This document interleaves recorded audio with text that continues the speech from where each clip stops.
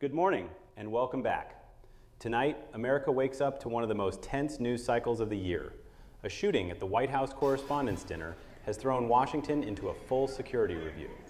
President Trump is safe, but the incident is now raising serious questions about political violence, Secret Service protection, and whether high-profile government events can still be held safely outside the White House. At the same time, the U.S.-Iran crisis is entering a dangerous new phase. Iran is reportedly offering a proposal to reopen the Strait of Hormuz and end hostilities, but the bigger nuclear dispute remains unresolved. Oil prices are rising, global markets are reacting, and U.S. allies from Europe to Asia are watching closely. And in Washington, King Charles III is arriving for a high-stakes state visit, one that was already diplomatically sensitive, but now comes under the shadow of a major security scare. This is your full U.S.-focused daily news briefing for Monday, April 27, 2026. Let's start with the story dominating Washington.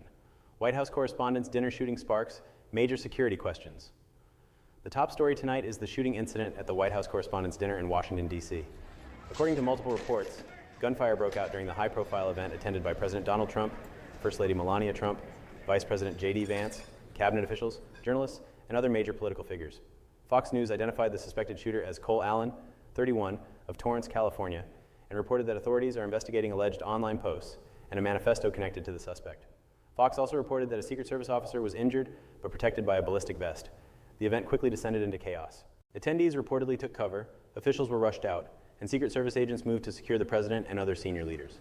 Reuters described the incident as shots fired at the dinner, while ABC reported on how the dinner with the president turned into a scene of panic. President Trump later addressed the attack, calling the suspect a sick guy in interviews, while former President Barack Obama condemned political violence and stressed that the motive still needed to be fully established. International leaders, including from the United Kingdom, Turkey, Italy, and the UAE, also condemned the incident or expressed relief that Trump and other officials were safe. The bigger question now is this: was this an isolated attack or a warning sign of a deeper security problem in Washington? House Oversight Chairman James Comer has reportedly requested a briefing from the Secret Service, while some Trump allies are using the incident to renew calls for a secure White House ballroom for major official events. Critics say the focus should be on fixing security procedures and lowering political temperature across the country. For the American public, this story hits at three sensitive issues at once: presidential safety, political extremism, and whether U.S. institutions are becoming more vulnerable in an era of rising division. This is not just a crime story. It is a national security story, a political story, and a warning about how dangerous public life in America has become. U.S.-Iran talks stall as Tehran pushes Hormuz proposal now. To the global story with the biggest impact on U.S. foreign policy, the U.S.-Iran crisis. Iran has reportedly given the United States a proposal to reopen the Strait of Hormuz and end the current conflict, while delaying nuclear talks to a later stage. Axios reported that the proposal was delivered through Pakistani intermediaries after Iranian Foreign Minister Abbas Araghchi's diplomatic efforts in Pakistan. Reuters also reported that Iran's foreign minister is now heading to Russia, while President Trump says Iran can call us if it wants to negotiate. The problem is that Washington and Tehran still appear far apart. The U.S. wants Iran to abandon any path toward a nuclear weapon. Iran wants relief from U.S. pressure, recognition of its nuclear rights, and a lifting of blockades. Reuters reported that Trump remains open to negotiations, but is holding firm on the core demand that Iran must not acquire nuclear weapons.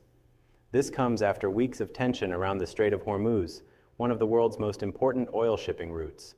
AP reported that Pakistan has been trying to mediate and revive stalled talks, while Iran's foreign minister has accused the United States of making excessive demands. For the Trump administration, this is a difficult balancing act. If the U.S. accepts a limited deal that reopens Hormuz, but delays nuclear talks, critics may say Trump gave Iran breathing room. But if the U.S. refuses and the strait remains disrupted, American consumers could face higher energy prices, inflation pressure, and deeper market uncertainty. For Iran, the strategy appears to be simple: make Hormuz the pressure point. Tehran knows that a disrupted oil route affects not only the United States, but also Europe, China, India, Japan, and the global economy. So the big question tonight is, will Trump take a short-term deal to lower oil pressure, or hold out for a bigger agreement that includes Iran's nuclear program? That answer could shape the next phase of this crisis. Oil prices rise as Strait of Hormuz disruption continues. The U.S.-Iran crisis is already showing up in global markets. Reuters reported that oil prices rose on Monday as U.S.-Iran peace talks stalled and shipments through the Strait of Hormuz remained limited. The outlet said oil prices were up more than 1%, with investors reacting to tight global supply concerns and uncertainty over diplomacy. Al Jazeera also reported that Brent crude rose more than 2% after Washington and Tehran failed to hold a second round of talks in Pakistan. This matters directly for American viewers because oil prices do not stay on Wall Street. They show up at the gas pump, in airline costs, shipping costs, food prices, and inflation expectations.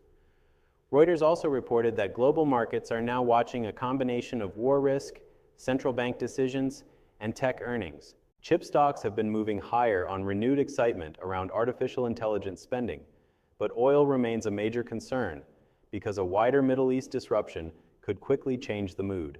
In simple terms, investors are trying to price two different worlds at the same time. One world is optimistic: AI demand, stronger tech earnings, and resilient markets. The other world is risky: war in the Middle East, blocked shipping lanes, higher energy costs, and fragile diplomacy. For President Trump, this is not just foreign policy, it is economics. If oil keeps rising, the political cost at home could grow quickly. And for the average American, the question is very simple: will this crisis make life more expensive? Right now, markets are saying the risk is real. Next, a major diplomatic story. King Charles III has arrived in Washington for a 4-day state visit designed to reinforce the US-UK relationship. AP reports that the visit comes during a sensitive political moment, with tensions between the British government and President Trump over Iran, and renewed security concerns following the White House Correspondents Dinner shooting. The King's trip is tied to America's 250th anniversary and includes events with President Trump and the First Lady, a speech to Congress, and visits to New York and Virginia. AP notes that British officials are concerned about possible diplomatic embarrassment, while Trump has praised the King and expressed optimism about the visit. That is all for today's briefing. Thank you for watching. Stay informed, stay alert, and we'll see you in the next update.